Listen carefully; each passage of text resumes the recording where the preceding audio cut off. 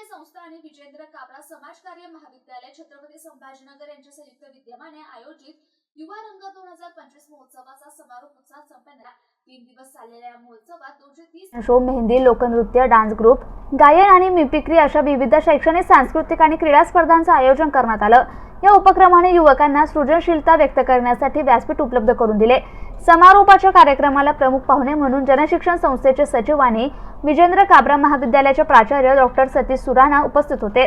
तसेच डॉक्टर लक्ष्मी पिसरे, ज्ञानेश्वर हावळे, सीवायडीए छत्रपती संभाजीनगर शाखेचे प्रमुख विकास म्हस्के, प्रकल्प समन्वयक रमेश जाधव, राम कोलगुडे, प्राध्यापक रवींद्र पवार, नीरज राठोड, भूषण शेमले, जाकीर शेख, सुहास गिरी आणि पन्नालाल परदेशी यांच्यासारख्या मान्यवरांनी कार्यक्रमाला उपस्थिती दर्शवली। बक्षीस वितरण समारंभ प्रमुख पाहुण्यांच्या हस्ते पार पडला। आयोजकांनी विजेत्यांचे कौतुक करत भविष्यातही असे उपक्रम राबविण्याचे आश्वासन दिले।